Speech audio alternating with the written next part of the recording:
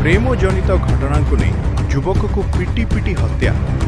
प्रेमजनित घटना को नहीं युवक को पिटी पिटी हत्या करने घटना रे सिमुलिया पुलिस द्वारा मामू और भणजा गिरफ।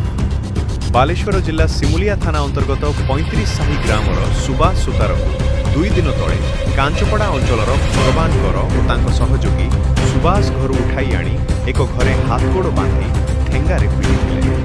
फलरे सुभाषक नाकरू प्रबल रक्तस्राव होता।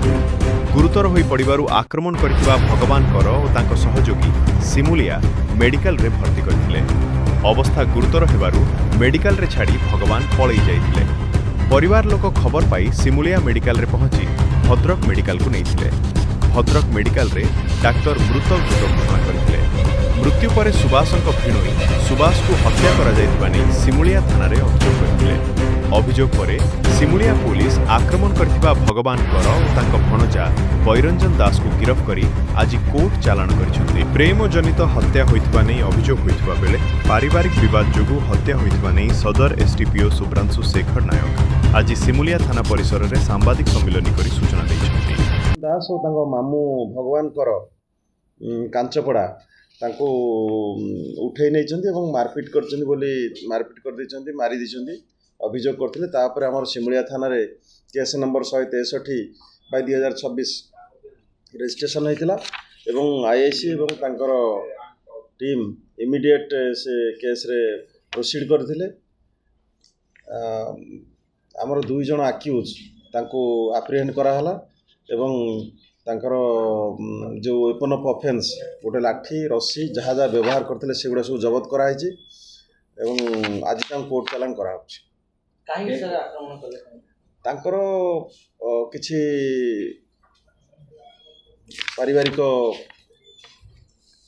तांको सहित प्रॉब्लम थिला जहाँ को नहीं कि ये भगवान कर एवं बैरंजन दास तांको रस्सी रे बांधिकी असल्ट करथिले एवं से इंजर्ड होला परे तांको किछि स्थानीय लोक प्रथमे सिमुलिया सीएचसी को माने नै जाइथिले चिकित्सा करबा पई।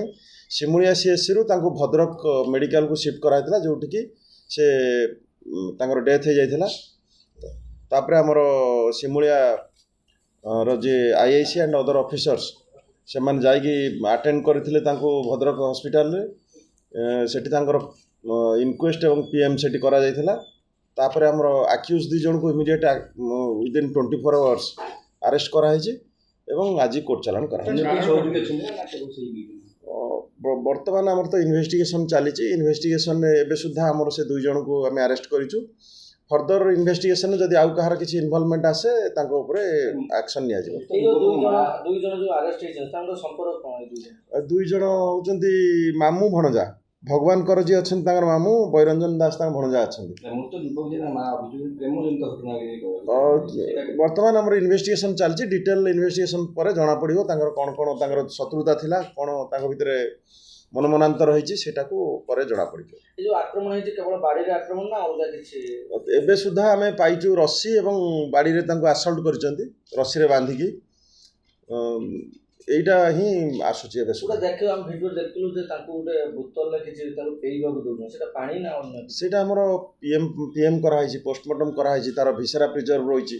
हमर साइंटिफिक इन्वेस्टिगेशन रे आ जहा जहा किछि रीजन आसीबो ताको हमें सेथरे एडिशन करिबो।